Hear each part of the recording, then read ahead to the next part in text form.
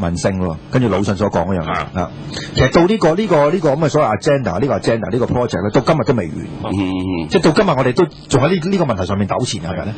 即係才子可以執啊魯迅口水尾都可以揾到兩餐。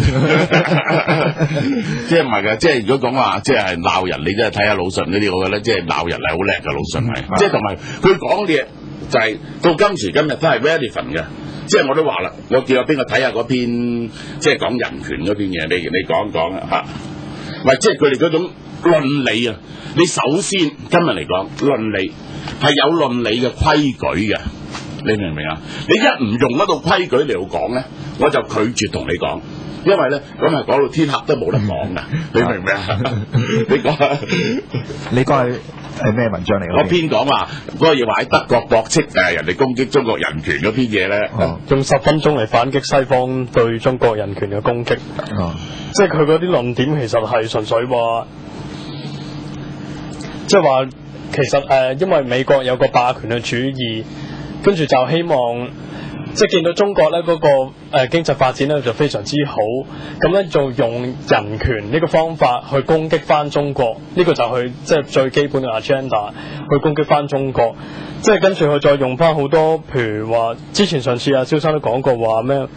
佢話西方文明基礎其實遊牧民族啊咁樣成嗰啲都講錯晒。唔係，即係呢個就係我哋講翻魯迅已經係駁得好清楚。因為第一點話你中國有人權問題，如果以論理方程式，第一就係話中國有冇人權嘅問題，而個人權嘅問題，我哋 set 咗個 standard， 以21世紀今日個合理嘅人權係應該點樣，然後再用中國嘅人權狀況去量度落去，呢個係合格啊，還是唔合格嘅，只能夠咁樣講。而家咧魯迅講得嗰啲人咧講得好啱啊，即係你等於話你有人權問題，等於話你有木蝨。佢於是第一個辯論咧就係你夠有木蝨啦，係咪？喂，你有冇木蝨？同埋嗰條友你自己有冇木蝨？呢個事實咧係冇衝突嘅，可以大家都有木蝨，你明唔明啊？第二咧就係你話我有木蝨，其實咧你係別有用心。喂，呢樣嘢咧係唔能夠講嘅，直情係，因為咧用心經常都唔能夠證明嘅。首先能喺科學精神嚟講，只能夠證明自己有冇木蝨先。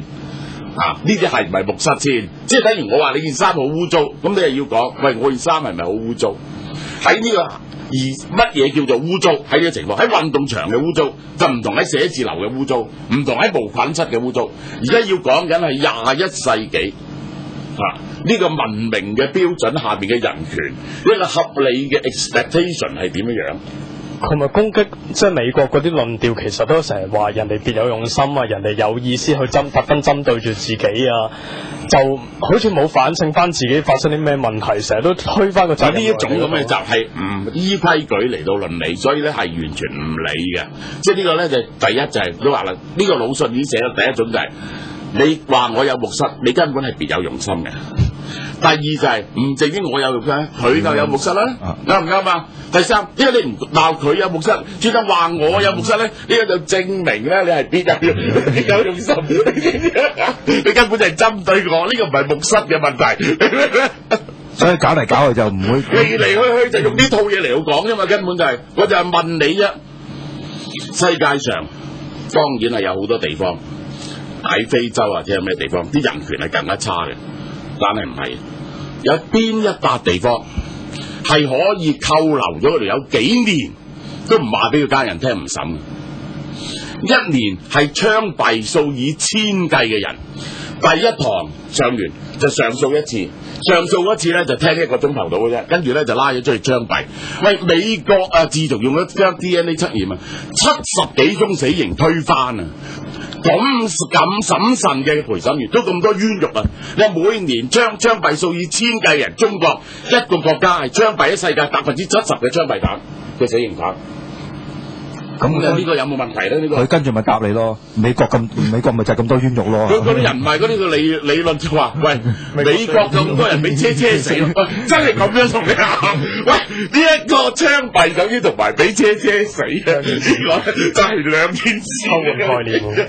同埋第二，喂，你係咪槍斃完之後，中國冇人俾車死咧？唔係，原來中國更多人俾車死咧。佢相信史太林一個名句咯，一個人嘅死係一個悲劇，成千上萬嘅人嘅死係一個統計數字。跟住死嘅人唔係佢哋自己就唔係，我覺得真係呢個真係呢個係，喂你話唔重要，呢個睇下係嗰個係咪你發生喺你身上啦？你有一個人半個人唔重要，係咪你嘅親戚朋友啦？即係呢個唔係話我哋攞出嚟污蔑呢一個中國政府啊嘛。喺廣州被打死個大學生係全國報紙賣晒噶嘛，呢個被平反係會令胡錦濤震驚噶嘛，就喺差館俾人打死嗰一個。喺櫃員機撳16萬嘅，係可以判佢終身監禁。如果唔係上訴就，咁你話咁樣算點咧？即係漏巷短兵相接住，殺人如草不聞聲啊嘛！